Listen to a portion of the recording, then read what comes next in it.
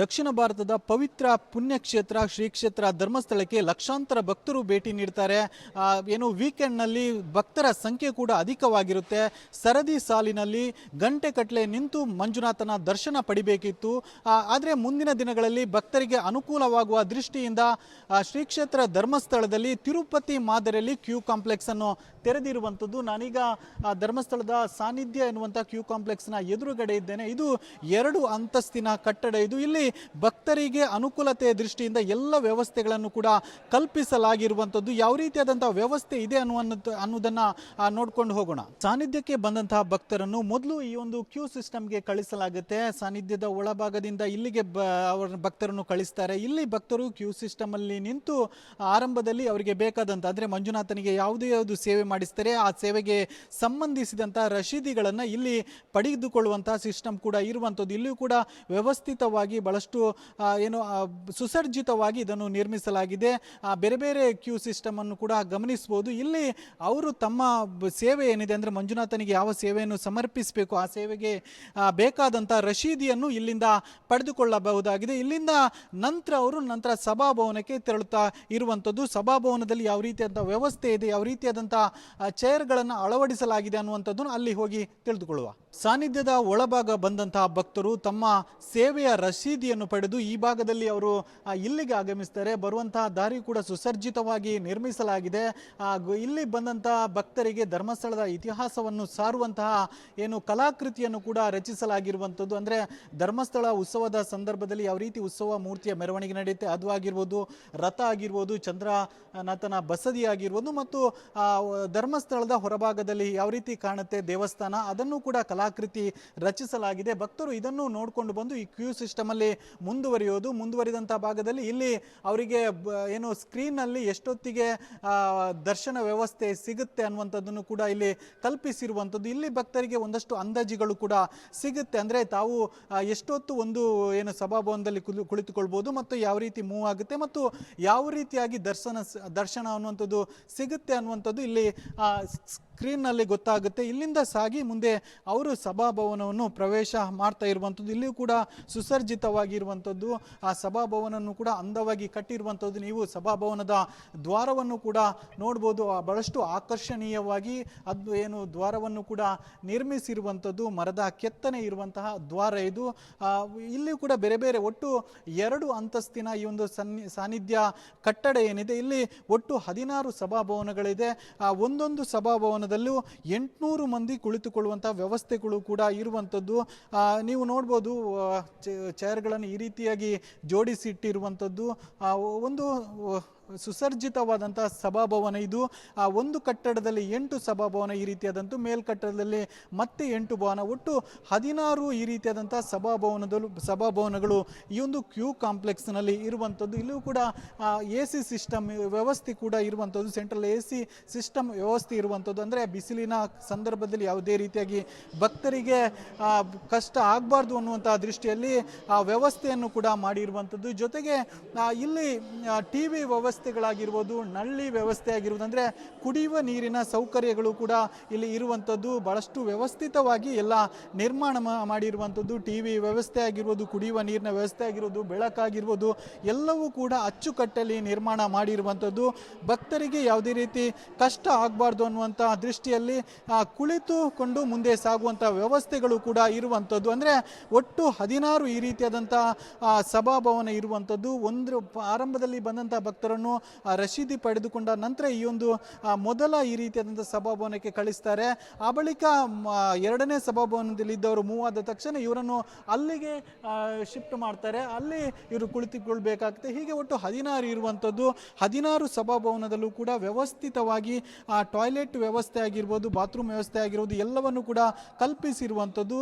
ನೀವೀಗ ದೃಶ್ಯದಲ್ಲಿ ನೋಡ್ಬೋದು ಯಾವ ರೀತಿಯಾಗಿ ಟಾಯ್ಲೆಟ್ ಆಗಿರೋದು ಮತ್ತು ಬಟ್ಟೆ ಬದಲಾವಣೆಗೆ ಬೇಕಾದಂಥ ವ್ಯವಸ್ಥೆ ಅಂದರೆ ಧರ್ಮಸ್ಥಳ ಕ್ಷೇತ್ರಕ್ಕೆ ಬಂದಂಥ ಭಕ್ತರು ಬಹಳಷ್ಟು ದೂರದಿಂದ ಬರ್ತಾರೆ. ದೂರದಿಂದ ಬಂದಂಥವರು ಇಲ್ಲಿ ಮಿಂದು ಬಳಿಕ ಅವರ ಬಟ್ಟೆ ಚೇಂಜ್ಗೆ ಕೂಡ ವ್ಯವಸ್ಥೆಗಳನ್ನು ಕಲ್ಪಿಸಿರುವಂಥದ್ದು ಅದ್ಭುತವಾದಂಥ ವ್ಯವಸ್ಥೆ ಅನ್ನುವಂಥದ್ದು. ಈ ಹಿಂದೆ ಏನು ತಿರುಪತಿಯಲ್ಲಿ ನೀವು ನೋಡ್ಬೋದು, ಅಲ್ಲಿ ವ್ಯವಸ್ಥೆ ಇತ್ತು ಈ ರೀತಿಯಾದಂಥ. ಈಗ ರಾಜ್ಯದಲ್ಲಿ ಮೊದಲು ಎನ್ನುವಂತೆ ಧರ್ಮಸ್ಥಳದಲ್ಲೂ ಕೂಡ ಆರಂಭವಾಗಿರುವಂಥದ್ದು. ನೀವೀಗ ನೋಡ್ಬೋದು ಉಪಹಾರ ಗೃಹ ಕೂಡ ಇಲ್ಲಿ ಇರುವಂಥದ್ದು. ಅಂದರೆ ಪ್ರತಿಯೊಂದು ಏನು ಸಭಾಭವನ ಇದೆ ಪ್ರತಿಯೊಂದರಲ್ಲೂ ಕೂಡ ಈ ರೀತಿಯಾದಂಥ ಉಪಹಾರ ಗೃಹಗಳು ಕೂಡ ಇರುವಂಥದ್ದು. ಅಂದರೆ ಬಂದಂಥ ಭಕ್ತರು ಸುಮಾರು ಹೊತ್ತು ಗಂಟೆಗಟ್ಟಲೆಗಳ ಕಾಲ ಈ ರೀತಿಯಾಗಿ ಸಭಾಭವನದಲ್ಲಿ ಇರುವ ಕಾರಣವಾಗಿ ಅವರಿಗೆ ಹಸಿವಾಗುವಂಥ ಸಾಧ್ಯತೆಗಳು ಕೂಡ ಇರುತ್ತೆ. ಹೀಗಾಗಿ ಪ್ರತಿಯೊಂದರಲ್ಲೂ ಕೂಡ ಉಪಹಾರ ಗೃಹಗಳನ್ನು ಕೂಡ ತೆರೆದಿರುವಂಥದ್ದು. ಭಕ್ತರಿಗೆ ಯಾವುದೇ ರೀತಿಯ ಕಷ್ಟ ಆಗಬಾರ್ದು ಅನ್ನುವಂಥ ದೃಷ್ಟಿಯಲ್ಲಿ ಸಕಲ ವ್ಯವಸ್ಥೆಗಳನ್ನು ಕೂಡ ಮಾಡಿರುವಂಥದ್ದು. ಒಟ್ಟಿನಲ್ಲಿ ಏನು ಧರ್ಮಸ್ಥಳಕ್ಕೆ ಲಕ್ಷಾಂತರ ಭಕ್ತರು ಬರ್ತಾರೆ. ವೀಕೆಂಡ್ ಮತ್ತು ಹಬ್ಬ ಹರಿದಿನ ಸಂದರ್ಭದಲ್ಲಿ ಭಕ್ತರ ಸಂಖ್ಯೆ ಗಣನೀಯವಾಗಿ ಇರುತ್ತೆ. ಕ್ಯೂ ಅಲ್ಲಿ ನಿಲ್ಲಬೇಕಾದ್ರೆ 8 ರಿಂದ 9 ಗಂಟೆ ನಿಲ್ಲುವಂಥ ಅನಿವಾರ್ಯತೆ ಭಕ್ತರಿಗಿತ್ತು. ಇದರಿಂದ ಬಹಳಷ್ಟು ಭಕ್ತರಿಗೂ ಕೂಡ ಬಹಳಷ್ಟು ಕಷ್ಟ ಆಗ್ತಿತ್ತು. ಅಂದರೆ ದೂರದಿಂದ ಬರ್ತಾರೆ, ಮತ್ತೆ ಇಲ್ಲಿ ಕ್ಯೂ ನಿಲ್ಲೋದು ಬಹಳಷ್ಟು ಕಷ್ಟ ಆಗ್ತಿತ್ತು. ಹೀಗಾಗಿ ಭಕ್ತರ ಏನು ಕಷ್ಟವನ್ನು ಮನಗೊಂಡಂಥ ಶ್ರೀ ಕ್ಷೇತ್ರ ಧರ್ಮಸ್ಥಳ ಈ ರೀತಿಯಾದಂಥ ಅದ್ಭುತವಾದಂಥ ಒಂದು ಯೋಜನೆಯನ್ನು ಕೂಡ ನಿರ್ಮಿಸಿರುವಂಥದ್ದು. ಮುಂದಿನ ದಿನಗಳಲ್ಲಿ ಇದು ಕಾರ್ಯನಿರ್ವಹಿಸಲಿದ್ದಾರೆ. ಇದರಿಂದ ಭಕ್ತರಿಗೆ ಬಹಳಷ್ಟು ಪ್ರಯೋಜನವಾಗಲಿದೆ. ಭಕ್ತರಿಗೆ ವ್ಯವಸ್ಥಿತವಾಗಿ ದರ್ಶನ ಕೂಡ ಸಿಗಲಿದೆ. ಕ್ಯಾಮರಾ ಪರ್ಸನ್ ದಿವಾಕರ್ ಪದ್ಮುಂಜ ಜೊತೆ ದಿನೇಶ್ ಕಾಶಿಪಟ್ನ, ರಿಪಬ್ಲಿಕ್ ಕನ್ನಡ, ಮಂಗಳೂರು. ದಕ್ಷಿಣ ಭಾರತದ ಪವಿತ್ರ ಪುಣ್ಯಕ್ಷೇತ್ರ ಶ್ರೀ ಕ್ಷೇತ್ರ ಧರ್ಮಸ್ಥಳಕ್ಕೆ ಲಕ್ಷಾಂತರ ಭಕ್ತರು ಭೇಟಿ ನೀಡ್ತಾರೆ. ಏನು ವೀಕೆಂಡ್ನಲ್ಲಿ ಭಕ್ತರ ಸಂಖ್ಯೆ ಕೂಡ ಅಧಿಕವಾಗಿರುತ್ತೆ.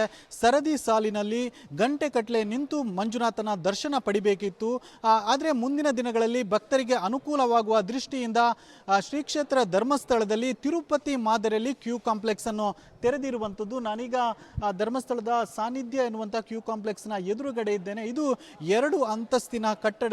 ಇಲ್ಲಿ ಭಕ್ತರಿಗೆ ಅನುಕೂಲತೆಯ ದೃಷ್ಟಿಯಿಂದ ಎಲ್ಲ ವ್ಯವಸ್ಥೆಗಳನ್ನು ಕೂಡ ಕಲ್ಪಿಸಲಾಗಿರುವಂಥದ್ದು. ಯಾವ ರೀತಿಯಾದಂತಹ ವ್ಯವಸ್ಥೆ ಇದೆ ಅನ್ನೋದನ್ನ ನೋಡ್ಕೊಂಡು ಹೋಗೋಣ. ಸಾನ್ನಿಧ್ಯಕ್ಕೆ ಬಂದಂತಹ ಭಕ್ತರನ್ನು ಮೊದಲು ಈ ಒಂದು ಕ್ಯೂ ಸಿಸ್ಟಮ್ಗೆ ಕಳಿಸಲಾಗುತ್ತೆ. ಸಾನ್ನಿಧ್ಯದ ಒಳಭಾಗದಿಂದ ಇಲ್ಲಿಗೆ ಅವರ ಭಕ್ತರನ್ನು ಕಳಿಸ್ತಾರೆ. ಇಲ್ಲಿ ಭಕ್ತರು ಕ್ಯೂ ಸಿಸ್ಟಮ್ ಅಲ್ಲಿ ನಿಂತು ಆರಂಭದಲ್ಲಿ ಅವರಿಗೆ ಬೇಕಾದಂತ ಅಂದ್ರೆ ಮಂಜುನಾಥನಿಗೆ ಯಾವುದು ಸೇವೆ ಮಾಡಿಸ್ತಾರೆ ಆ ಸೇವೆಗೆ ಸಂಬಂಧಿಸಿದಂತ ರಶೀದಿಗಳನ್ನು ಇಲ್ಲಿ ಪಡೆದುಕೊಳ್ಳುವಂತಹ ಸಿಸ್ಟಮ್ ಕೂಡ ಇರುವಂಥದ್ದು. ಇಲ್ಲಿಯೂ ಕೂಡ ವ್ಯವಸ್ಥಿತವಾಗಿ ಬಹಳಷ್ಟು ಸುಸರ್ಜಿತವಾಗಿ ಇದನ್ನು ನಿರ್ಮಿಸಲಾಗಿದೆ.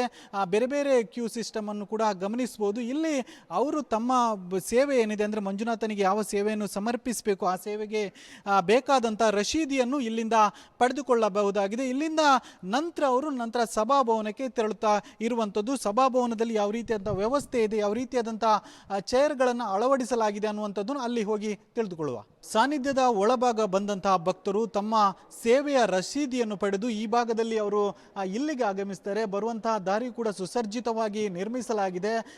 ಇಲ್ಲಿ ಬಂದಂತಹ ಭಕ್ತರಿಗೆ ಧರ್ಮಸ್ಥಳದ ಇತಿಹಾಸವನ್ನು ಸಾರುವಂತಹ ಕಲಾಕೃತಿಯನ್ನು ಕೂಡ ರಚಿಸಲಾಗಿರುವಂಥದ್ದು. ಅಂದರೆ ಧರ್ಮಸ್ಥಳ ಉತ್ಸವದ ಸಂದರ್ಭದಲ್ಲಿ ಯಾವ ರೀತಿ ಉತ್ಸವ ಮೂರ್ತಿಯ ಮೆರವಣಿಗೆ ನಡೆಯುತ್ತೆ ಅದು ಆಗಿರ್ಬೋದು, ರಥ ಆಗಿರ್ಬೋದು, ಚಂದ್ರನಾಥನ ಬಸದಿ ಆಗಿರ್ಬೋದು, ಮತ್ತು ಧರ್ಮಸ್ಥಳದ ಹೊರಭಾಗದಲ್ಲಿ ಯಾವ ರೀತಿ ಕಾಣುತ್ತೆ ದೇವಸ್ಥಾನ ಅದನ್ನು ಕೂಡ ಕಲಾಕೃತಿ ರಚಿಸಲಾಗಿದೆ. ಭಕ್ತರು ಇದನ್ನು ನೋಡಿಕೊಂಡು ಬಂದು ಈ ಕ್ಯೂ ಸಿಸ್ಟಮ್ ಅಲ್ಲಿ ಮುಂದುವರಿದಂತಹ ಭಾಗದಲ್ಲಿ ಇಲ್ಲಿ ಅವರಿಗೆ ಸ್ಕ್ರೀನ್ ನಲ್ಲಿ ಎಷ್ಟೊತ್ತಿಗೆ ದರ್ಶನ ವ್ಯವಸ್ಥೆ ಸಿಗುತ್ತೆ ಅನ್ನುವಂಥದ್ದನ್ನು ಕೂಡ ಇಲ್ಲಿ ಕಲ್ಪಿಸಿರುವಂಥದ್ದು. ಇಲ್ಲಿ ಭಕ್ತರಿಗೆ ಒಂದಷ್ಟು ಅಂದಾಜುಗಳು ಕೂಡ ಸಿಗುತ್ತೆ. ಅಂದ್ರೆ ತಾವು ಎಷ್ಟೊತ್ತು ಒಂದು ಸಭಾಭವನದಲ್ಲಿ ಕುಳಿತುಕೊಳ್ಬಹುದು ಮತ್ತು ಯಾವ ರೀತಿ ಮೂವ್ ಆಗುತ್ತೆ ಮತ್ತು ಯಾವ ರೀತಿಯಾಗಿ ದರ್ಶನ ಅನ್ನುವಂಥದ್ದು ಸಿಗುತ್ತೆ ಅನ್ನುವಂಥದ್ದು ಇಲ್ಲಿ ಸ್ಕ್ರೀನ್ ನಲ್ಲಿ ಗೊತ್ತಾಗುತ್ತೆ. ಇಲ್ಲಿಂದ ಸಾಗಿ ಮುಂದೆ ಅವರು ಸಭಾಭವನವನ್ನು ಪ್ರವೇಶ ಮಾಡ್ತಾ ಇರುವಂಥದ್ದು. ಇಲ್ಲಿಯೂ ಕೂಡ ಸುಸರ್ಜಿತವಾಗಿರುವಂಥದ್ದು.